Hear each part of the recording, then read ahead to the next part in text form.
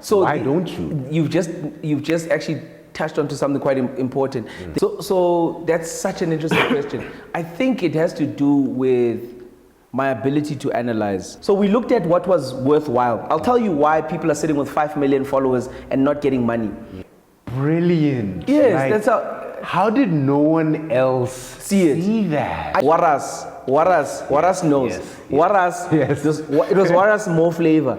The first, this little bit of infamy and whatnot, it's not new. We've been here before. We made our mistakes back then. We ruled the Twitter streets. We would decide when, how, why conversations trend. I ended up starting an agency with a couple of business partners based off that realization that where people gather online and have conversations, brands want to be part of it. So we took these to DSTV. We said, we're able to make you guys trend. We're able to make your shows trend. We're able to make things move for you.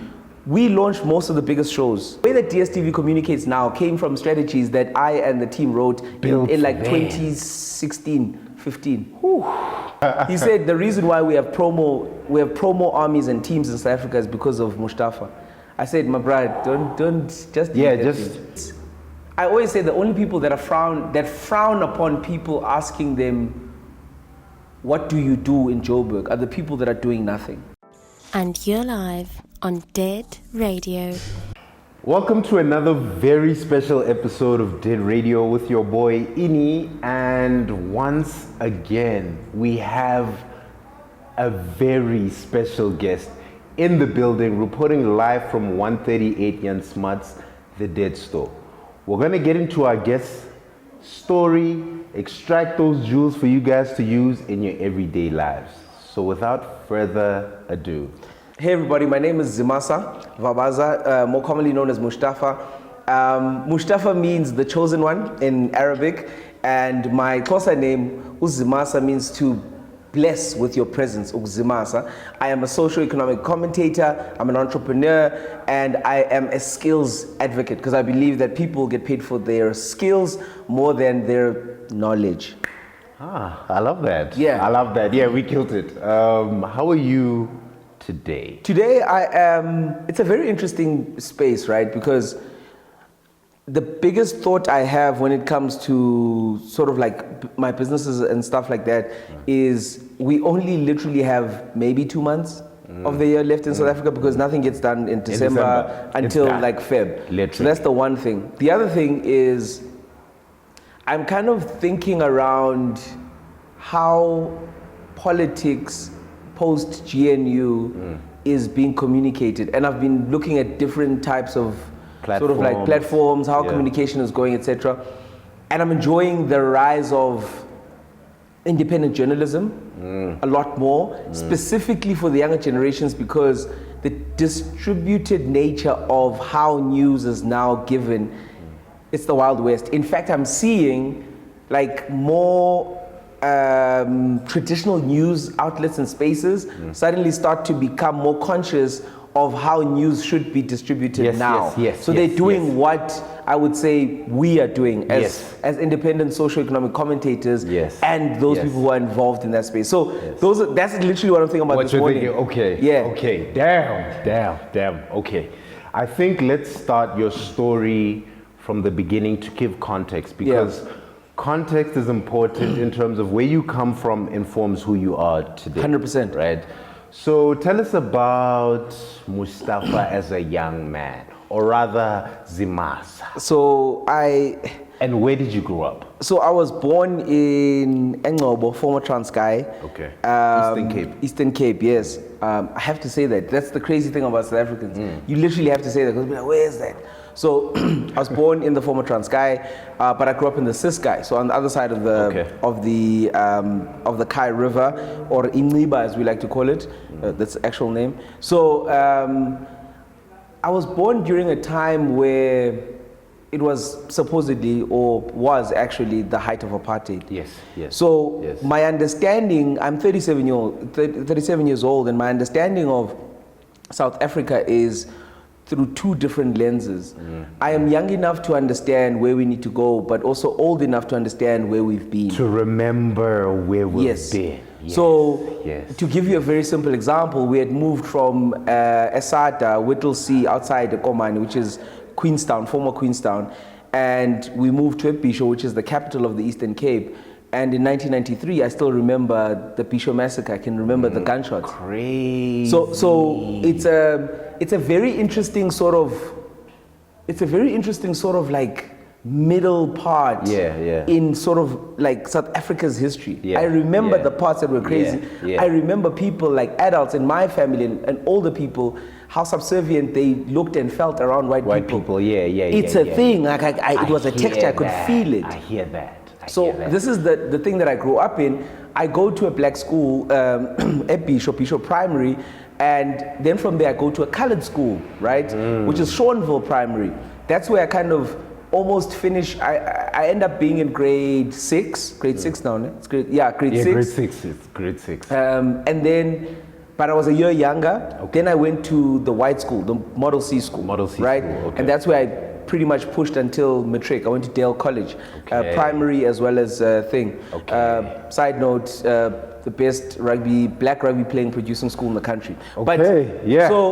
So we, during this time, I think the most interesting thing and the most interesting person in my life was my grandfather, who was a priest. And he got me into understanding written and spoken word, right? He was an orator. Yes, not necessarily the Bible. The Bible I understand for what it is and what it tries to be. And for me, it was understanding literature. So as a young boy, getting to understand things like Charles Dickens, right? A Tale of Two Cities, and reciting it. The irony of this, or the really amazing thing, is that even my mom and I, when we remember like my grandfather, her father, when we talk about it, I'll always start like reciting bits and pieces, and she'll also hit it up, and it's like, whoa, we were literally raised by the same dude. So it starts at your grandfather. So that's why, so where I get my ability to orate, to my gift of the gab comes from him. Growing up, watching him conduct sermons, tell stories, relate them to real life, make them easy for people to understand. He also even wrote set work books in isiXhosa, which was studied in the Western Cape, right?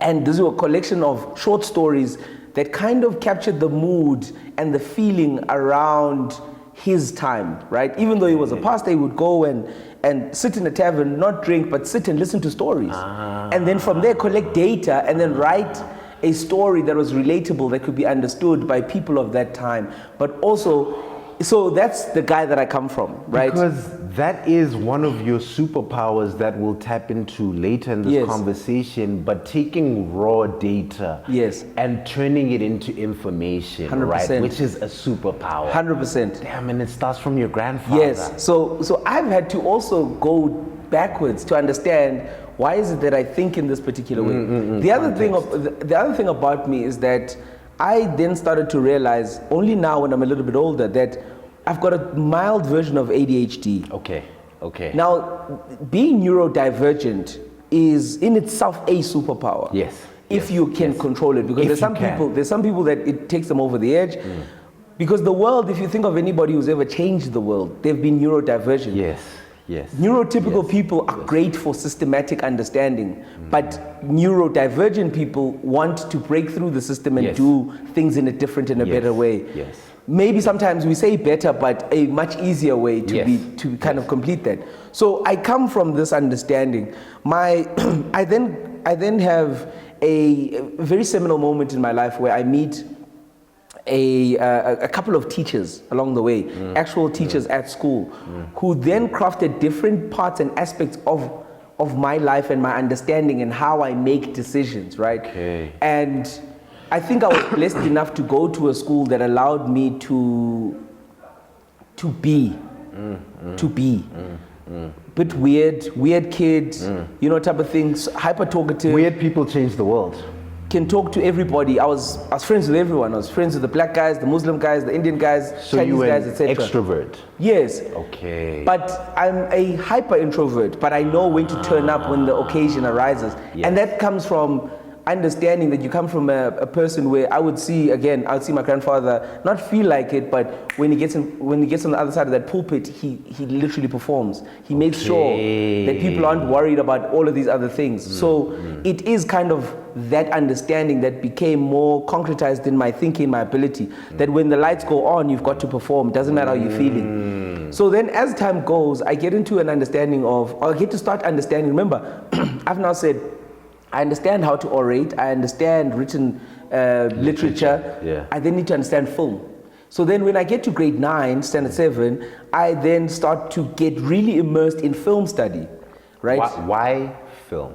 So film was the final link in all of this. I can talk. Being a storyteller. Yes, I can read, I can talk. Now I need to visualize these things. Okay, makes sense. So then I kind of get into this phase of really getting into movies. Again, I saw something so interesting that said the most boring people to watch any series or movie with are ADHD people, because if it's a typical movie, they already understand where it's going to go. They understand what the writer was doing, and then they go, I'm done. Next. And I get up and I start making popcorn. I'm like, wow, that guy's going to die in the next, I hear that. So then I understood how to tell stories in that way. This becomes important because that's how I get into advertising. So I always say that I fell in love with advertising and marketing when I was in grade 9. Okay. Because there was a very simple sort of advert that I saw, and it was FHM magazine, which doesn't exist anymore. Crazy. So FHM magazine had this thing where they would obviously do editorials, but there was a lot more leeway in how editorials could be done. So I remember turning the page, it was a blue page, and it was written 3, and then I turned over, there was written 2, and I turned over and it said, the reason why all countdowns end at 1, introducing the new BMW 1 Series. I said, boom. Like my mind, little me, I still remember, it's a key moment in my life. I hear that. When there was an experience of turning over the page, there was the understanding of typography and how that font is still attributed to BMW. There was the anticipation of saying, what is this? And then there was the moment of linking a thematic that's used in film, which is countdowns, and introducing this vehicle. I even got the opportunity to meet the guy who designed it, Chris Bangle, in 2009. Crazy. And it was one of those moments where you met somebody who then unpacked how these vehicles are made and the ethos and understanding behind it. But that's where I come from in a sense of my formative years up until 18. Okay. I then get nicely tricked by my mom, who says, I want to go to NNMU, I don't even want to go to Cape Town. I'm like, I want to go to Rhodes or NNMU. And she's like, no, come to Joburg, come to UJ, I'll get you a flat with everything and da-da-da-da. Just go to Joburg. I'm like, yo. No, she's here at the time, so she stays aside. So I'm like, okay, I'll come. Yeah. So then that's when I get to Laborie. So yes, I stayed in Laborie days, the glory days of Laborie, or the inglorious days, it depends. Whichever way you want to see it. So I stayed at Laborie, met a lot of people, got to understand Johannesburg a little bit better. I always say that for me, racism only became a reality when I got to Johannesburg. I lived in a small town in the Eastern Cape where most white people that I interacted with understood and spoke Xhosa. Okay. So there was a feeling of you're different, but we're kind of like the same. I get that. So only when I start to realize racism and socio-economic racism, because it's two different things. Yes. There's racism where we're the same, we're both middle class, but I'm just racist towards because I don't like you because of how you look. Yeah. Or there's we're just not the same. And class. That's where class comes in, So I then get to understand. Remember, I want to make this very clear. And you're live on Dead Radio.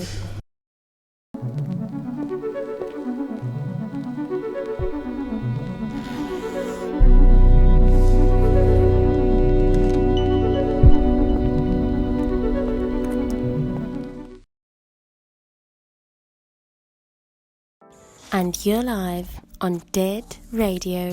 the whole township experience for me was not a real thing. I went straight from like the village into like the suburbs. So I skipped the whole township thing. So you didn't have the township experience. No, I skipped. Okay. You could say I had it in Grahamstown now and then, but even in Grahamstown, I would go, stay for you know, type of thing, and kind of like, but mainly I was still in town. I was going through my Model C era, which is quite important for people to, I guess, within that space to be okay with the fact that you went through this era, right? So through this, getting to Johannesburg, I would then see, okay, during like breaks at UJ, Auckland Park, we would like, the blacks are kind of chilling by themselves, the coloureds chill by themselves, the Muslims chill by themselves, the Chinese chill by themselves, the Greek boys chill by themselves. I'm like, yo, this is mad things, right? This is mad. But then I got to realize that there was a world outside the province that I had been born in, but I think my proper growth happened in Johannesburg to truly understand the landscape of South Africa. Then I started to travel a lot. I got into business quite early, dropped out of UJ, got into business quite early at the age of 21. What were you studying at UJ? Transport economics. Become transport economics.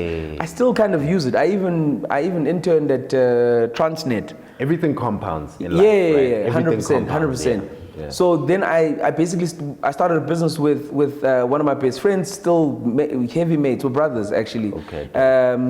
And we started our first business when we were 21, and we just never looked back. We pushed that quite nicely. We did. I mean, I had more money back then, so so we didn't understand what the value of money was. Of course not. That's also another thing. So that growth happened in that case. Then I went to YFM, got to YFM. But the one thing I always want to tell people is around sort of how you unlock certain things of your life. One, just be continuously curious. I learned how to start a business from watching YouTube videos, learned how to invoice off YouTube, etc. I am a student of YouTube. Right? The greatest university 100% of all time. 100%. I literally learned how to do all of these things and start a business and create business strategies from there. YouTube, okay. But I had the curiosity, right? That's what burnt me. Then that was burning inside me. And then I moved to YFM. I get to YFM, and the first thing I must take a step back. Okay. Social media becomes a very important part.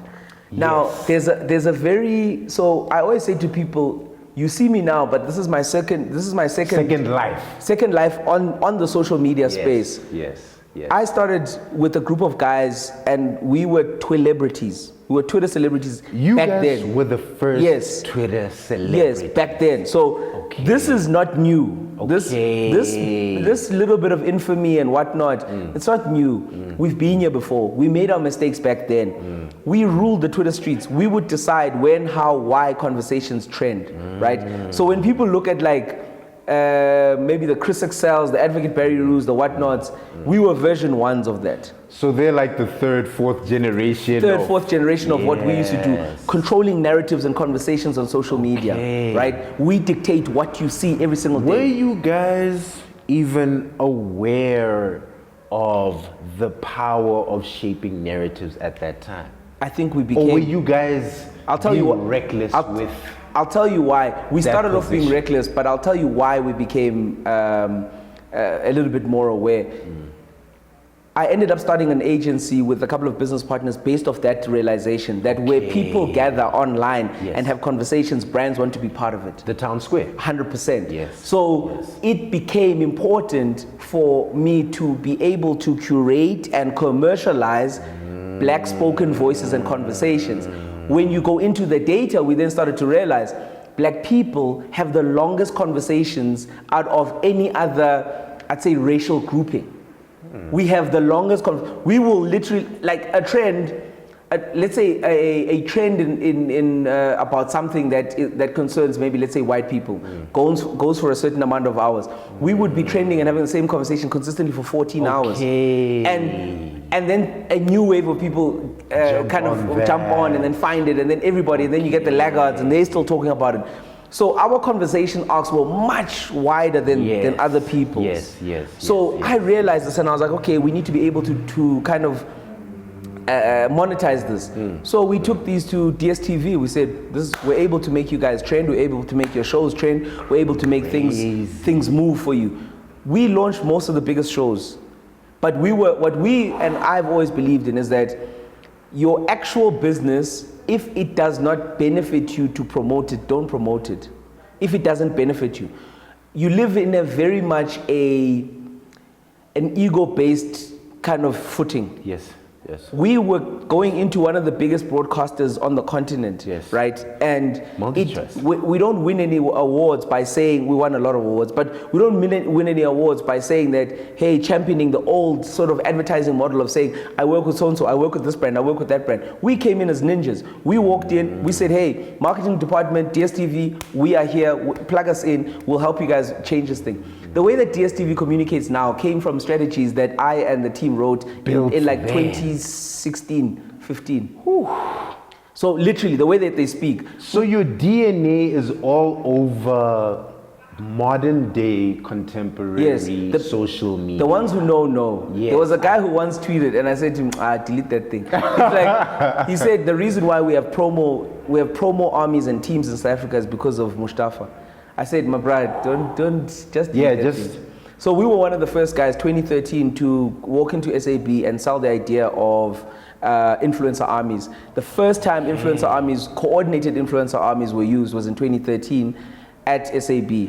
How did you guys know how to charge these brands if there wasn't a blueprint? So what's interesting is how we charge these brands is that we looked at what they were spending on alternative medias. Yes. Then we basically devalued it so that it would be attractive for them to spend on us. And then we gave them more value in the sense that we could give them real-time data and also do a lot more. Okay. So we knew that at that time we could get things like, we could get anything trending at that time. We worked out the formula. And there was a lot of us. We, at some point, called ourselves a Twirlament because we're Twitter Parliament. So all of this comes from the ability to monetize anything.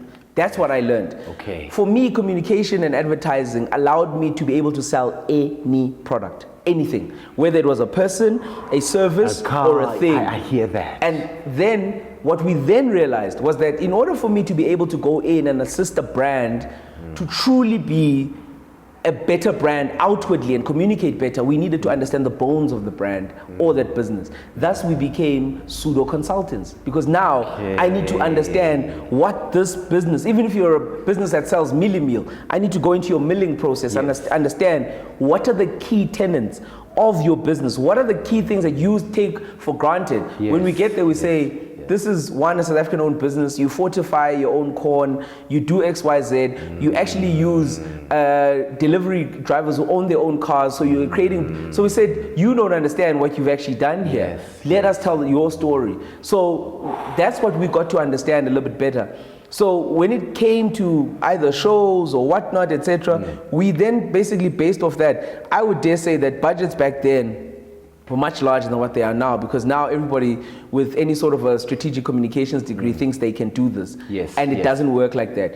At the same time, you have to understand that there are different types of strategies. There's a strategy to say, okay, cool, we're gonna plan this thing. There's an actual strategy, an execution strategy, and then there's on the ground strategy. So all of these things are important for people to understand when you look at the entirety of brand communication. So even our first business, we started from the ground. Our first business with my friend Emmanuel Mpande was a business where we basically took resources around us, which were students, and we offered them opportunities to work part-time.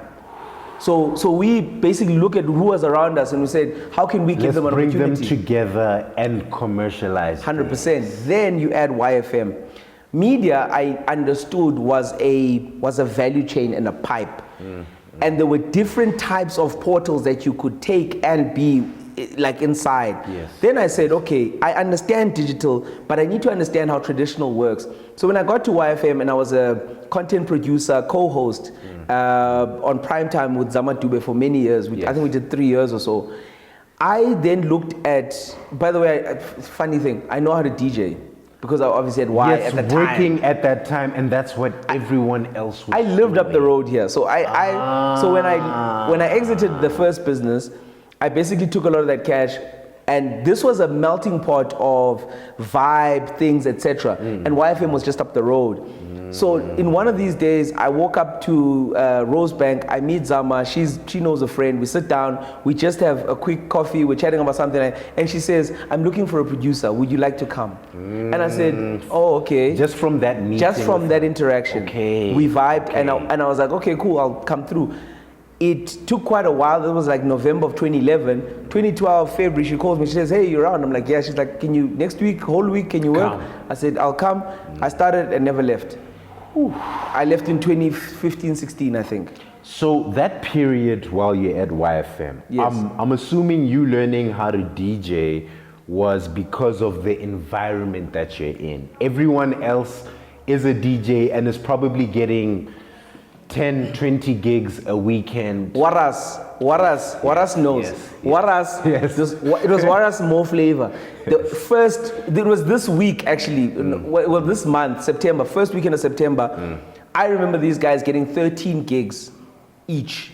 They were literally the gig guide at Y. Oh. DJ Waras will be at Donaldson Dam. I remember those ads I'm like, on radio. what do you mean? So obviously you're doing the numbers And already. and the guy is charging like 10, 15 grand That's a session. 130. 150, 130, 150 in one weekend.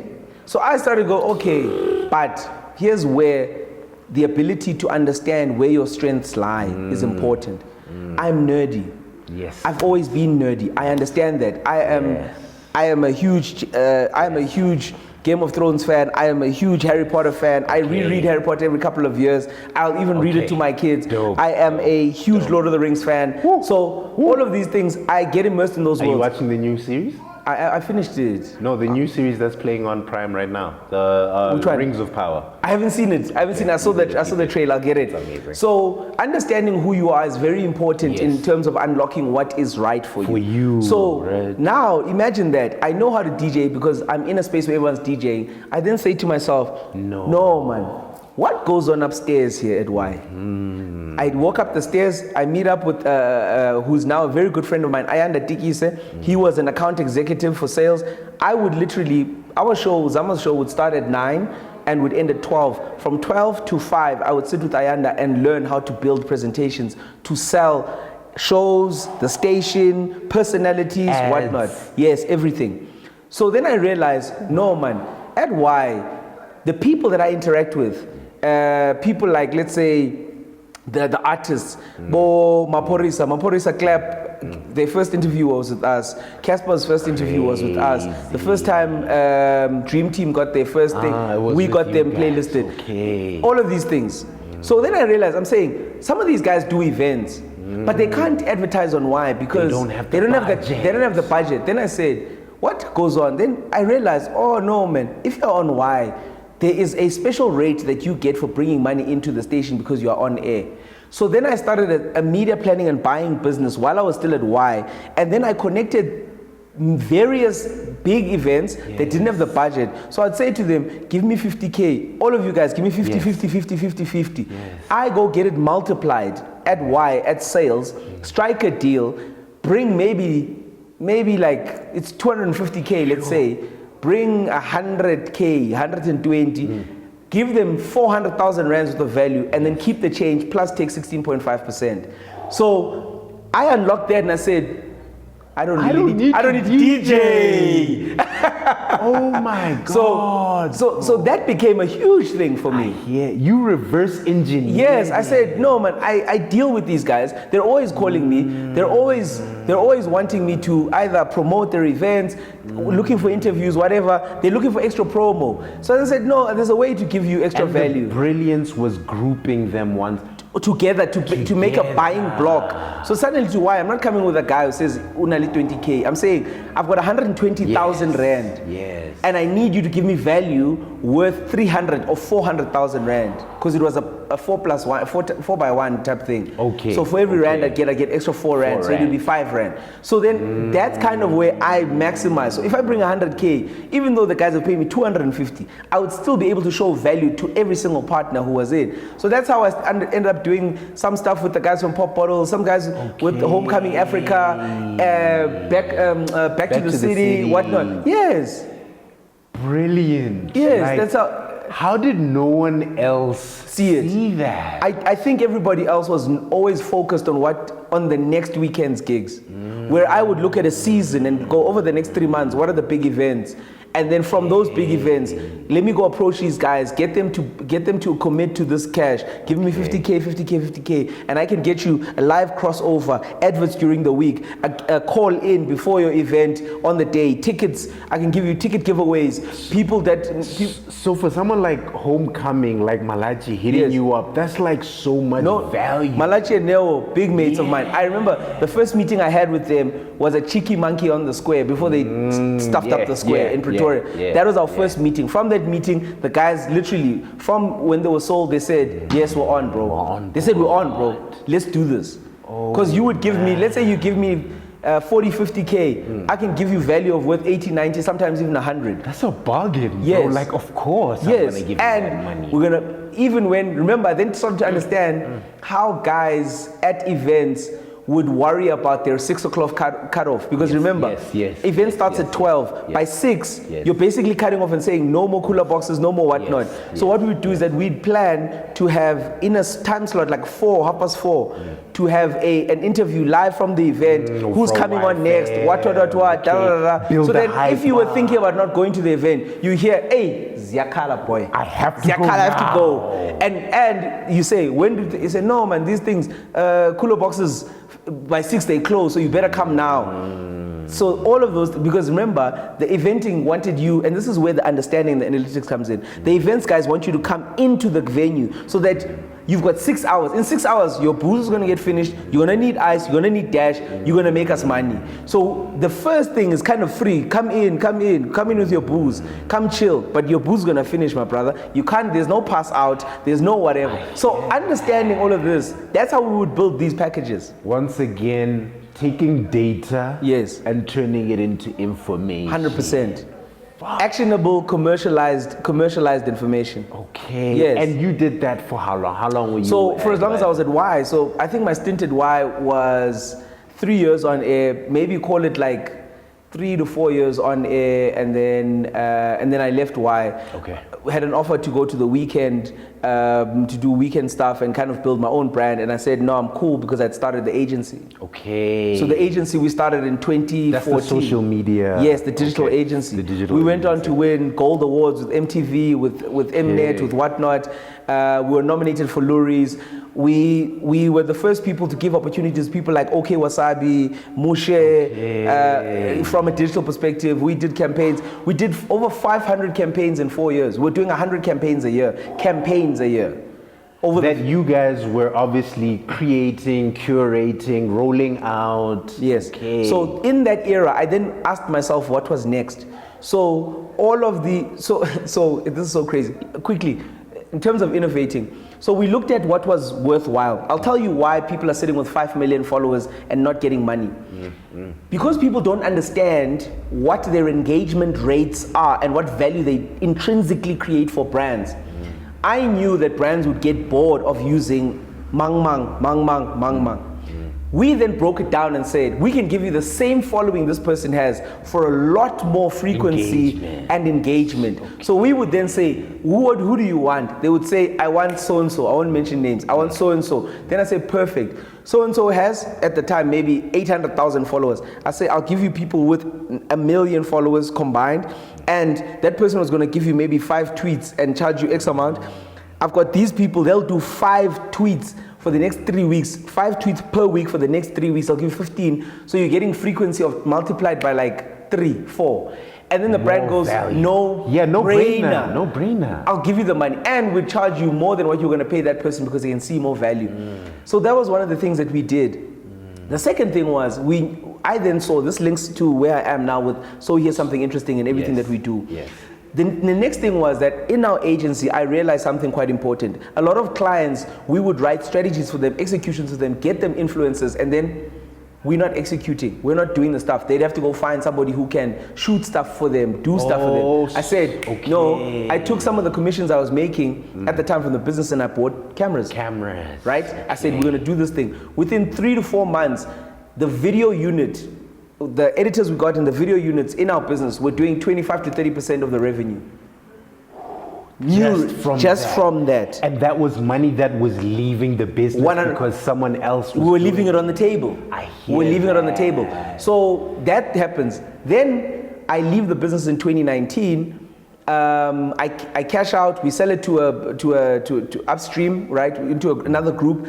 Then from there, I move, and then COVID hits. So luckily, I had a little bit of cash. Let's pause before we jump into COVID, right? Because something that I'm noticing from your story is that you can read the tea leaves and you know when to pivot. What's next? How do you know when to pivot? Because like you saying that you guys sold the agency. Yes. And you left YFM to... How do you always know when to pivot? So it always is I would say it's like a crossroads. You get to a crossroads of a lot of things where, one, do you still have the competitive advantage? Two, do you have a moat around your business? Is it easy to start your business? Okay. Three, are the revenues declining? Okay. Or are they set to decline within a certain time frame? Okay. And also, is this something sustainable? Can you pivot out of it and still be there? So when I'm asking myself these questions, I then look and I say, okay, maybe the business is still strong, but now there's a lot more players. We're going to be fighting. Competition. We're going to be fighting. New players are going to undercut us, etc., etc. Nah, let me just leave it. Okay. The funny thing is that I just got another person. I got wind of a story of somebody who started the same business we started along many years later. They now are a little bit older. They've done that business for 5 years because we left influencing and all of that. We went more upstream. Yes. And now that person, I heard them say, I'm tired. And I said, yes. Yes. Yes. I long saw that coming. Yes. As much as you start to realize that I've always believed that there's an easier way to make the same amount of money or more money. So once I've learned how to make this money, if it takes me a year to make this meal, in the next thing it's got to take me 6 months to make this meal. In the next thing it's got to take me 3 months to make this meal. So you believe in shortcuts? Finding I always believe it's the best cut. the best way. It's the shortcut is the best cut. Fastest way. I understand. Fastest way to take care of your client and make the money and get them to invoice and the money to ring in your till. I understand. That's the way. So I always look at all of the factors. I look at it when it's good. Most people don't look at things when it's good. People actually wait for it to get bad. Yes, for them to say, I should probably get out of this business. At the height of our business, we made mistakes. I'm not going to stand here and say our business was great. We went up to a staff complement of 35 people. That was not right. But we realized we moved from Bram, where we were, to Morningside because it was sexier. But now we're taking on 50K rent, 50K a month rent. Okay.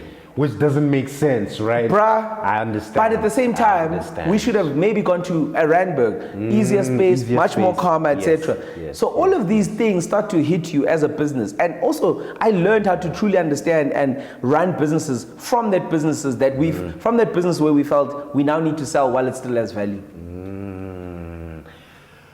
Go out when you're at the top. And you can see that the next movement is down. Yes, yes. So you actually look at the line of the trend and where it's heading. And where are we? Where are our capabilities?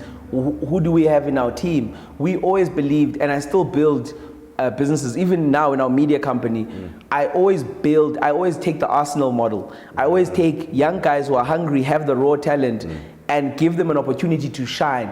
And when they get to a point where they are now great, I don't hold back. So we've now seeded so many guys across the industry when it comes to digital that a lot of people will call me up and say, Zim, there's budget here, my brother. There's budget here. Where can we do this thing? That extends your life and gives you longevity through the generations that come after you. 100%. I was saying to someone, we've done over 150, I've employed over 150 plus people in agency type work. I hear that. Right? In communications type work. I hear that. And that has now created opportunities for people to call me and say, I'm at brand X and I think that you should come consult us on 1, 2, 3, 4, 5. There's this type of budget. My last lorry that I won last year is from that. Someone called me and said, can you come help us on this campaign? We're trying to do 1, 2, 3, 4, 5. And we did it and we won a lorry for a financial services brand. Another thing that I want to pinpoint in who you are, right? I guess I'll pose this as a question. Me and the homies always talk about how people who are traditionally trained in a specific field always hit a ceiling. Yes. Now, for someone like you who didn't actually go and study advertising or that space, you're self-taught. Yes. You're an alumni of YouTube.com. Yes. Do you believe that being self-taught, obviously not in all fields, but in certain fields, gives you an advantage over people who went to the Vegas, who were traditionally taught? Because your ceiling is like way higher than people who are alumni from Vegas. So interesting. And you navigated it in such an unorthodox way, and that's probably because you weren't traditionally trained. So that's such an interesting question. I think it has to do with my ability to analyze. There was once a time one of my business partners said something so crucial to me that stuck with me, and I now always kind of keep searching for it. He said, "There's nobody in marketing and advertising right now that understands the art, the copy, the strat, and the sales like you do." So when we sit and we create a strategy, I'm already sitting in front of client and saying, how can I sell this? So when an idea is going, then I go, this would be great for client but terrible for consumers. This would be great for consumers, terrible for client. So I was able to see the whole thing and go, no, it's going to fall apart.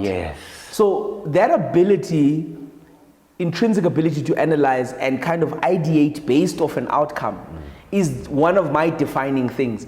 There are very few people who get it the way I get it.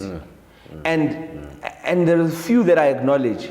But there's also amazing creatives that I grew up next to and us creating together. Whereas I would do the copy and other guys would do art, and then there were guys, and I remember going to the Luries this one year, I think it was 2016 or 2017, and Tabang, TP Dang, he's still one of the best creatives in this country. We actually had Tabang on Dead Radio. Tabang is, shout out to Tabang. And he knows, Tabang you know, I've always told you this. Tabang as well as Mlu, Edwardtown, some of the best creatives I've ever come across in this country. Guys who can literally, when we would riff an idea, it would be a fully fledged campaign in 30 minutes. This is how great they were. I've watched these guys take awards when they were, I remember Tabang at Luries taking like 3 or 4 Luries, not having enough, he couldn't even carry them by the end of the night. I was there, I was literally going, but every single time I said, this guy deserves it. But then you've got to understand what you're good at and what you're not great at. Strengths in order for you to grow. Analysis. Yes. Am I good at the business side of it? And the truth is that's where a lot of, I'd say, creatives and general business people kind of get it wrong.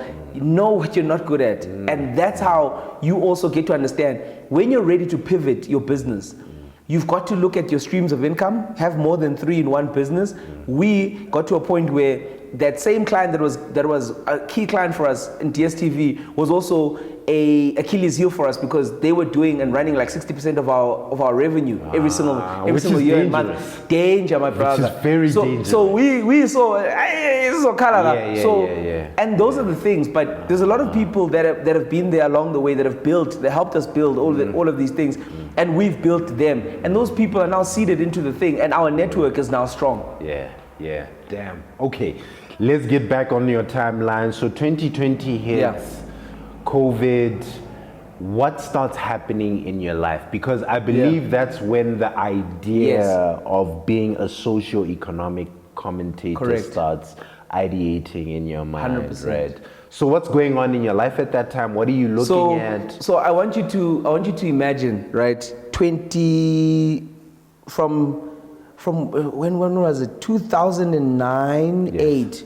I'm running flat out Business after business after After business after business, business after thing after pivot after pivot, after I whatnot of the hear work. that. 2020 was the first time in my entire life where I could stop, think for myself, and I wouldn't feel like the world is leaving me behind.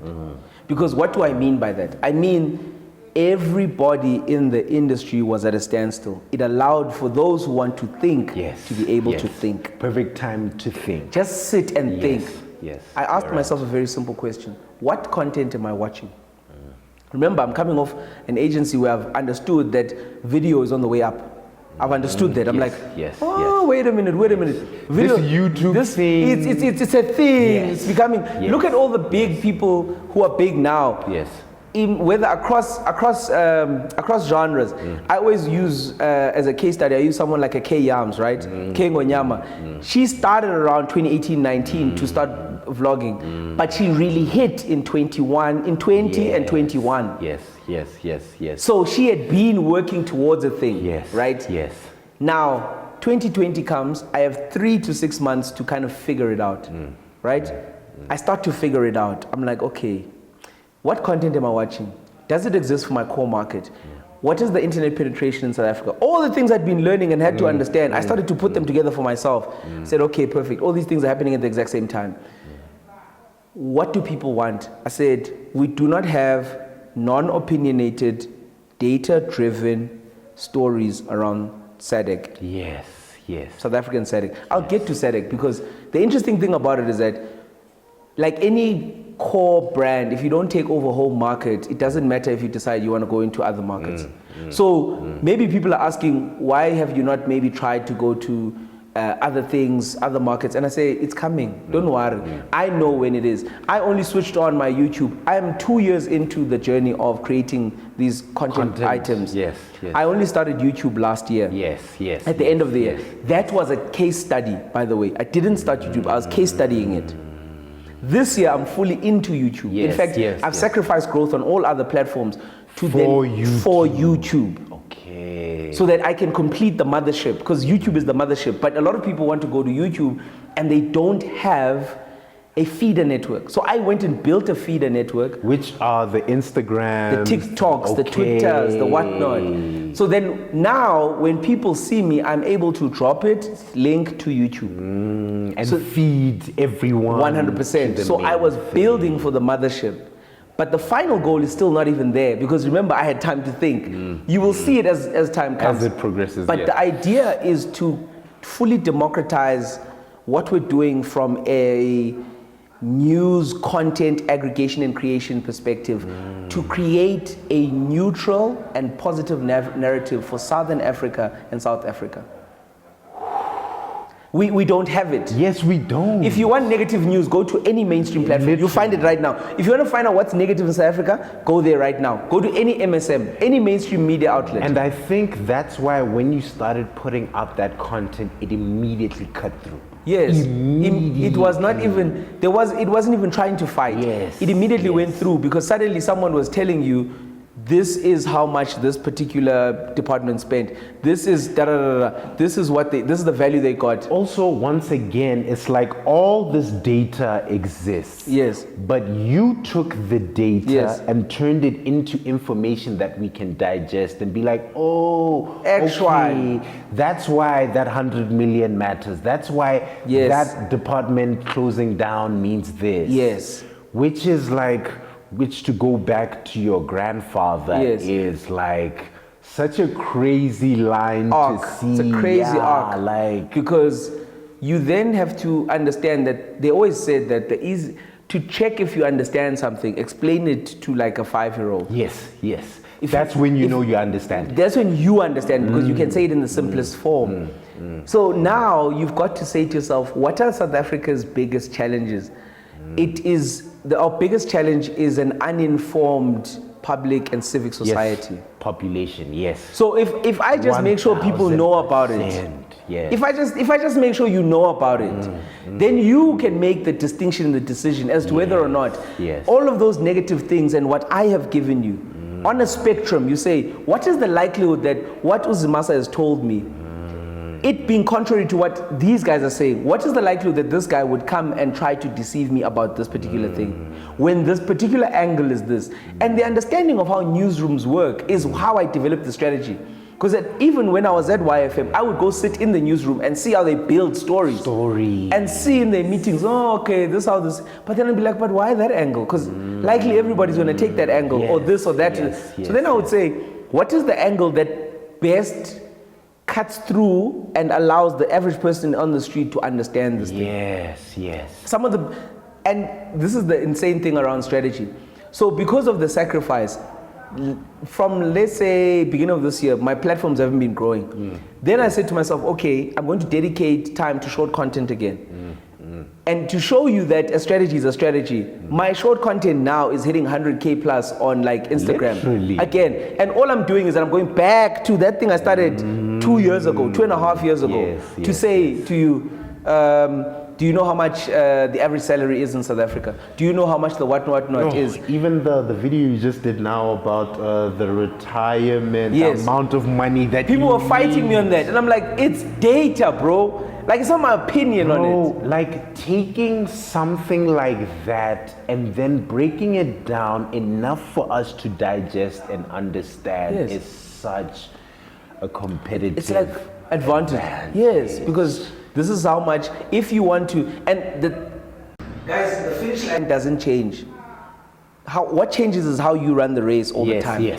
So when you were 20, you had a longer race to run to get to the finish line. When you are 30, you have a decent race. When you are 40, the race is now you are like halfway now. When you get to 50, so the money you will have when you retire at 60.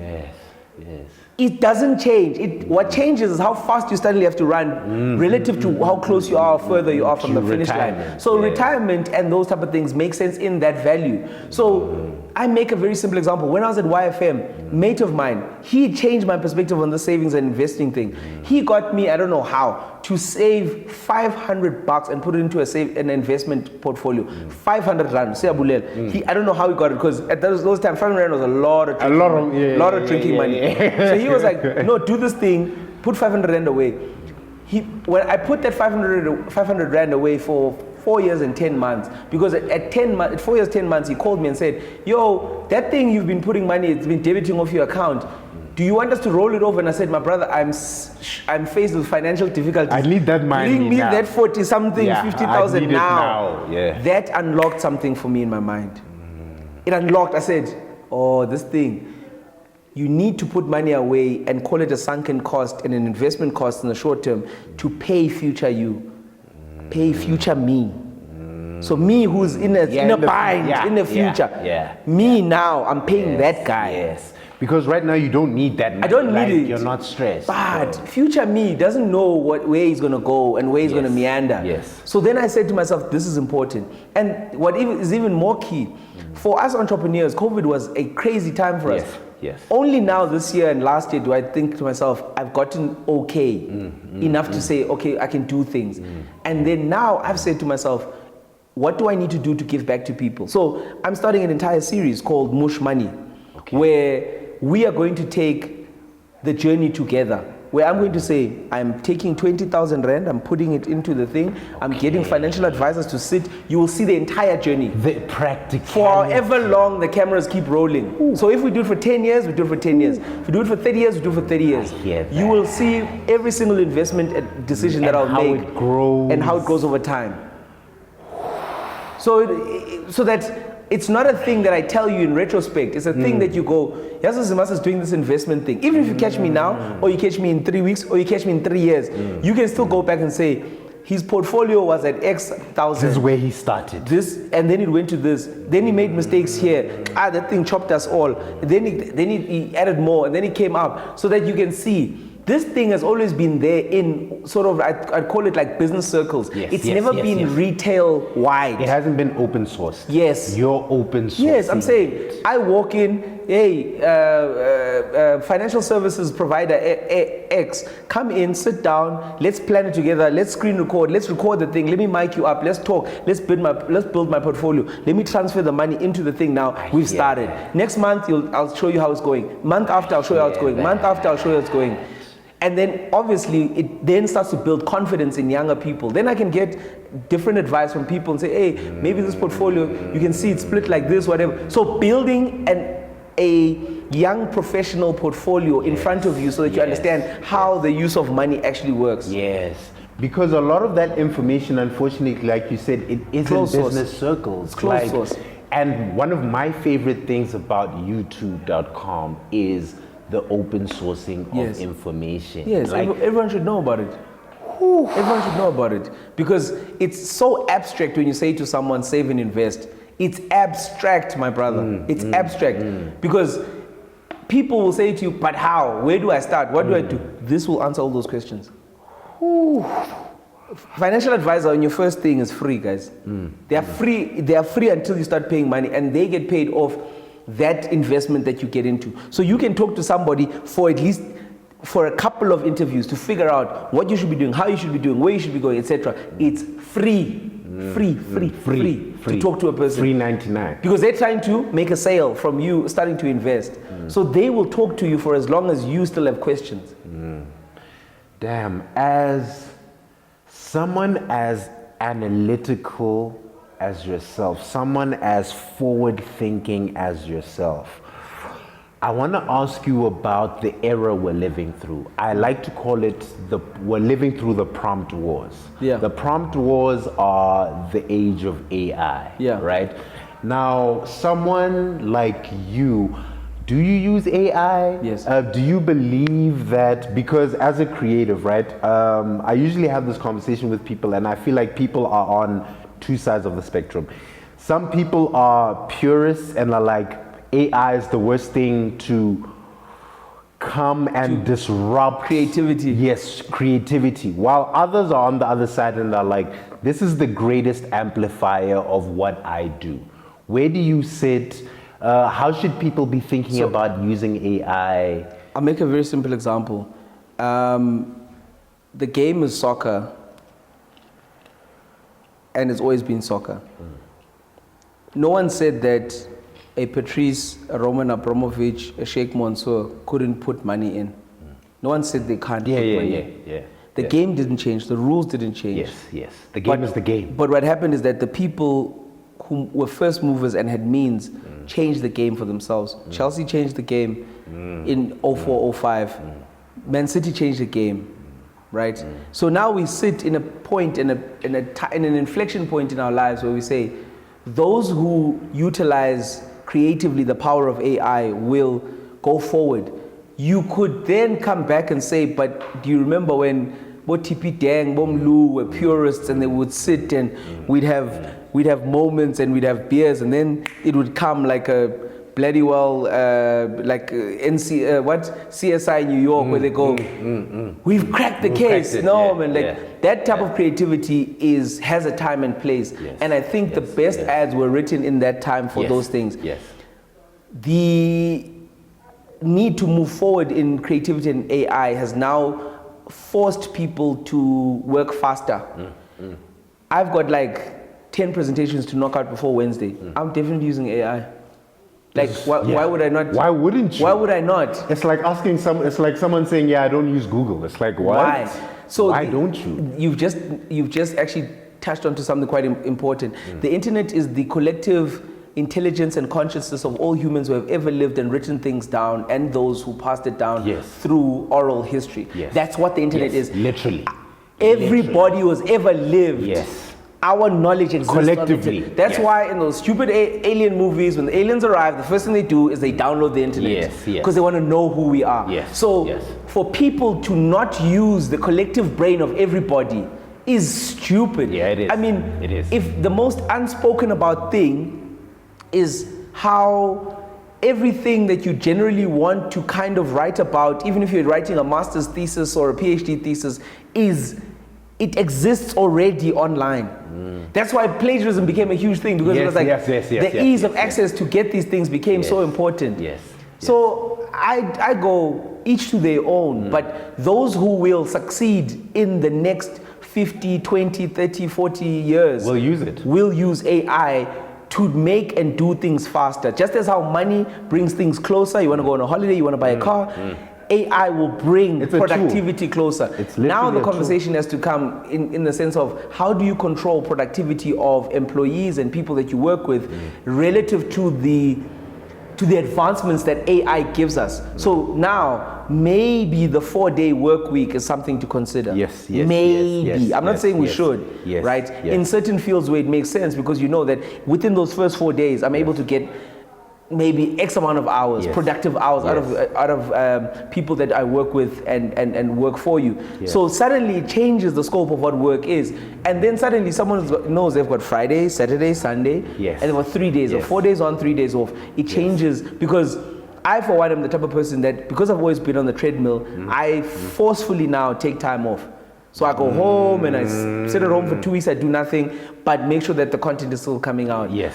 So those are the things, and that's why I ended up doing the story on Mtata and the protection mafia that's there, and other stories around South Africa, right? And today I've actually got a story coming out about Ngonyama Trust in the Zulu King and the money they make from the land. Dope. So this is the type of stuff that I think without AI you will you'll get there, but it'll take you longer. And the question is, can you sacrifice that time? That time, right? If you can do it quicker. So also the understanding is around like where you come from, right? We started with this. You said you can only know where you're going, or where you are now. And context the understanding is around like as people of Xhosa speaking, because there's this distinction of we are not all Xhosa. Yes. But we speak Xhosa. Yes. But we there have are allowed different tribes within the Xhosa. Yes. Umbrella. Xhosa speaking umbrella. Yes. And that understanding, and this podcast that I'm listening to by The History of South Africa by Des Latham is illuminating in a way that I cannot describe to you. It has unpacked so much of how and who we are and the understanding. I went on, because of this podcast, I went into Dilimpondo Mise now, which is, there were twins, Mpondo and Mpondo Mise. So people that are Mpondo people, there's the Mpondo Mise people. So I come from the Mpondo Mise people. So we're not sure who the older, there's always a fight about who the older twin was. Of course. But because of that, I went on to just Wikipedia, right? And I just searched. I found the lineage going back to the 13th century. Sure. That's generations. 13th century. So it's understanding these things for us will illuminate so much. But yeah. Yes. Okay, cool. Damn. I don't even know. This conversation can go in so many ways because you're such a brilliant mind. But really, I want to pick your brain on, as someone who's lived in Joburg for X amount of years, right? Since 2006. Shit. I've seen it. I've given blood, sweat, and tears. This is my 19th year. So you've seen the different eras Yes. for black people in this city, Yes. right? Because this city represents so much in Hope. terms of hope, like so much of it. What do you think are the key things you've learned living in a city like Johannesburg, and what should young black kids today living in a city like this that creates so many opportunities, what should they be focusing on? So it's so interesting. I'm going to tag this onto the privilege that I've had to kind of like travel.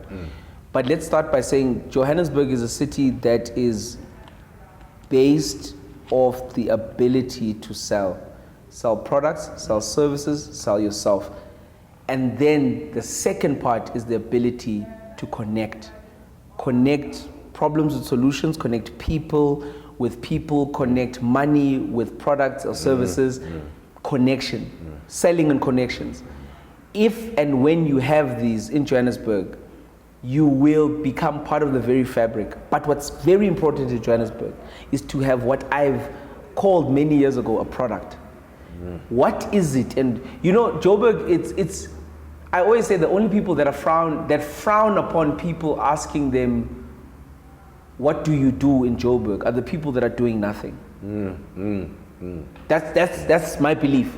My belief is that the people doing nothing are the only ones that are annoyed Yeah. or frustrated when we sit together and someone asks you, So what do you do? Yeah, that's actually very true.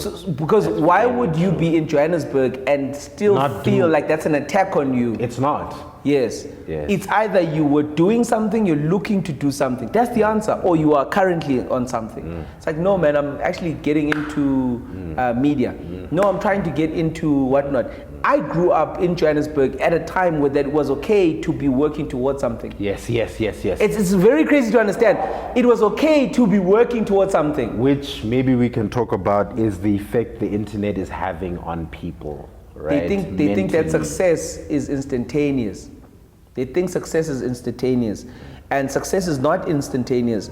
But you also have to take into consideration the stimuli that people are now, that is now projected onto people. Yes. There's an overstimulation of a perversive version of success. There's, the truth is that, and I'll say this openly, the truth is that it's not everything is real. I have people who will call me for money and I say, but Donna, how? I saw you at Konka. Yes. Like, Obviously, I'm not going to say that to them, but I'm like, boy, I don't have it. I'm stuck here, business, got to pay people, whatever. And I then realized that we have now glorified the picture of success and the hard work and the success that comes from hard work. We've now glorified what it looks like. yes, the end result. 100%. Because what it means to be an entrepreneur is it means the ability to live with calculated risk. Hard work, calculated risk, solving problems that then in turn give you money. This is what it really means to be an entrepreneur. Yes. And seeing the gaps, because there are gaps, there's still money gaps. Now let's take it globally. I've had the opportunity to go to many major cities globally. Let's say namely New York, Washington, Paris, Amsterdam, Shanghai, Lagos, Nairobi, many cities. Johannesburg has a special place, is a special place that has not been able to globally define what it is. From a cultural perspective. I understand. We are still lacking that thing. Because what I've found is that the South Africans who have either worked in Joburg, been in Joburg, born and raised in Joburg, who are in the diaspora globally, are killing it. Yes. They're killing it. Yes. And every time I sit with them globally, I say, what they say, Joburg is better, but there's a difference here, but I'm definitely going back. Back to Joburg. I'm definitely going back. Like, this is a time in my development, but I'm definitely going back. The only city that truly knocked me dead off my feet, and I've been to Beijing as well, was Shanghai. Okay. Shanghai has found for me the balance of what it means to be a productive, cultural, social, entertainment, cultural city. They're the first city that has been, to me, been able to merge all of these things and these different pillars together in a way. Maybe they're helped by the fact that they're a very homogenous society. Everybody kind of looks the same. We're all kind of like Chinese. One culture, etc. But also Amsterdam. Amsterdam allowed me to understand Cape Town because of the Dutch influence. So when I went to Amsterdam and I go to museums a lot. When you go to a new city, first place you go, give yourself 4 hours to go to museums, two or three museums and walk there, get to understand the people, where they come from, etc. So when I got to Amsterdam, I went to the Rijksmuseum, I got to understand why Cape Town is the way that it is. And that understanding of how Cape Town is gives me an understanding of how the Eastern Cape is. And why we are the way that we are. And then it starts to give me perspective about the whole of South Africa. So in that context, Johannesburg is a key city for us. And we now have to define the next era of Johannesburg because we come from different eras. There was the 90s, which mattered for us. It was a new period. There was the 2000s where we defined ourselves, we got our sound, we did our things. there were the 2010s where we assimilated with the global it became a global city. Yes, now. Yes, where we were moment. interconnected via the internet and etc. And now we've got to write our story. Yes. We've got to tell the world who and what we are. Yes. And why we are that way. And that is the burden that must be carried by people like myself, yourself, and everybody who can create stories. Because it doesn't have to be everybody. Yes. We always have this rule of the 80-20 rule, the Orator rule. We always said that 20% of the people create 80% of the content. Yes. Right? Yes. So because of that, we are part of the 20% that's creating. Yes, the content. The content, the context with which Johannesburg lives in and South Africa lives in. We are the ones that are branding the nation globally. And this is quite key and important for us. So for me, I think Joburg becomes not just the South African city, but the Southern African city. Yes, 1,000%. And when we start to see ourselves as a key pillar of the Southern African development community, then it becomes key. I've never understood why South African artists, creatives, etc. have not decided we're going to go, and when I go on holiday, I'm going to go to Namibia, I'm going to go to Windhoek, I'm going to go to Cap City, I'm going to go to Harare, I'm going to go to Lusaka, I'm going to go to Kinshasa, I'm going to go to Luanda, right? I'm going to go to Dar es Salaam, and just all of us go there for no reason. That's where we're going to go. We're going to literally be in this apartment and we're going to record from there. Let us start to own the agencies that we have within the South SADC community. There are 250 million plus people in SADC. Just in SADC. 250 million people. Yeah. This is more than enough of a community, right? This is more than enough of a community. Yeah. So these are the things that we need to kind of get to and understand. And I think just off air, we're having a conversation around what does the next pivot look like? The next pivot is communication's got to give me my dues. I've put in 10, 15 years, 16 years in communication. Yes. I've put in the time. I've now got to leave communication knowing that I've left infrastructure that will always generate revenue. That will exist. Yes. Always generate revenue. You've built a system and the system works. Yes. And it will now power the next phase, right? So this is something that I've said to a lot of guys, even like my cousin Otandile, guys that used to work and still own until etc. I said, guys, you won't always be young. You've got to now take the money that you're making from these ventures that are built of cool culture and etc. And buy tangible things. Buy the equipment, buy the trucks to move the equipment, buy the things. Buy the buildings. Buy the building that you work from, all of these things. It will be tough, it won't be easy, but future you will thank you for making those decisions and those sacrifices. Yes. Damn. Wow. Every guest who comes on Dead Radio, I speak to them about the evolution of their dreams, right? Yeah. So I'm always super interested in how people's dreams evolve. Yeah. Once you step into a building, and I guess yours was like the entrepreneur building, right? You find other doors which then led you to YFM, which then allowed you to start the social media company, which then led you to you starting, becoming a socio-economic commentator. Yes. What's a new dream for Mooshtaffa today that you didn't have 6 months ago, 12 months ago? So the 18 months interesting ago? thing about me is that I don't think in short-term cycles. Okay. I think in super cycles, like really long-term cycles. Okay. So because COVID robbed me of, I'd say 3 years, almost close to 4 years, I'd say, I'm owed 4 years. So I'm 4 years behind what I wanted to do. What you actually want to do. By 35, I was meant to be at a certain place, right? Own a farm, country estate, make it productive, start to employ people, etc. That's the one. Two, I needed to then be on the next phase, which is global connections, right? So that dream started this year.